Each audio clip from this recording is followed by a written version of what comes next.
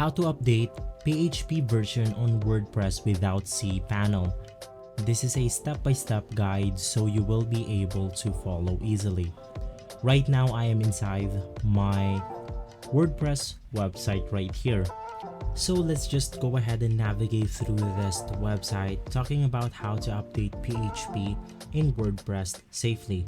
If we then navigate through the first step right here, the first thing that you want to do is to go ahead and check the version of your WordPress PHP version. As we can go ahead and see right here, just navigate through tools, site health, and from there you can see your own PHP versions. Right after that, just to be safe, you can create a backup of your WordPress site. Now that's really easy to do.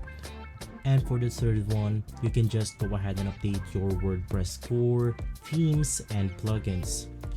To do that, you want to navigate through WordPress, security, and from there you can then go ahead and see all of your installed plugins, your themes, security, and more.